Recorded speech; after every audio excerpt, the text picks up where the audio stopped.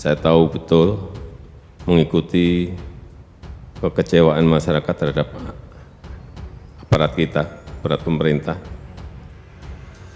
Dan hati-hati, tidak hanya urusan pajak dan bea cukai, ada kepolisian dan juga aparat hukum lainnya, terhadap birokrasi yang lainnya.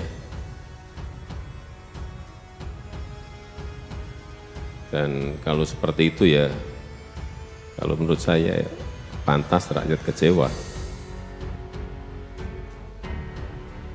Pak Mahfud sebagai Ketua Dewan Pengarah untuk tindak pidana pencucian uang mendapatkan informasi yang lebih lengkap dan lebih detail. Kami tidak mendapatkan seperti itu, tapi ini menjadi evaluasi kita bersama. Namun banyak informasi yang detail mengenai pencucian uang itu disampaikan PPATK langsung kepada Pak Mahfud dan ke instansi aparat penegak hukum.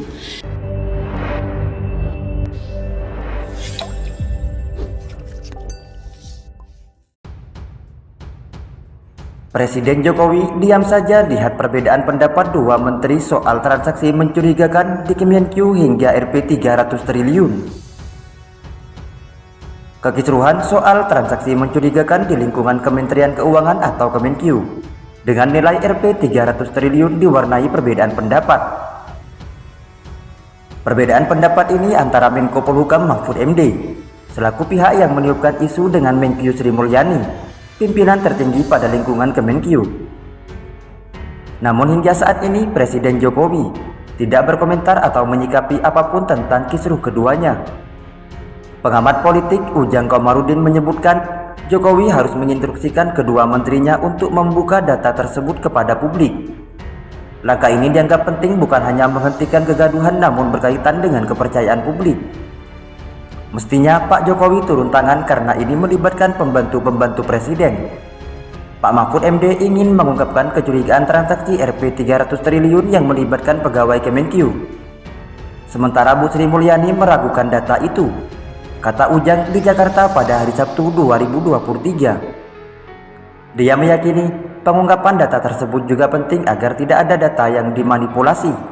Maka Presiden Jokowi juga harus intervensi untuk memastikan kebenaran data yang diklaim Mahfud berdasarkan laporan PPATK.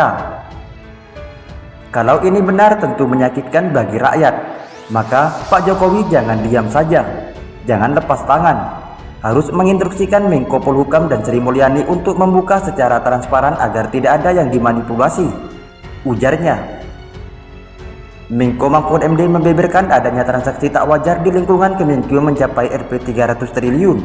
Data ini didapat dari laporan PPATK. Belakangan, Mahfud mengklarifikasi angka tersebut merupakan nilai pencucian uang di lingkungan Kemenq khususnya pada Ditjen Pajak Bea Cukai.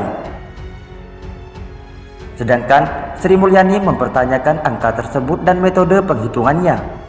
Sebab data yang dimiliki Kemenq berkoordinasi dengan PPATK sepanjang 2007 hingga 2023. Dari total 47.000 pegawai, sebanyak 964 pegawai teridentifikasi oleh Irjen memiliki transaksi mencurigakan.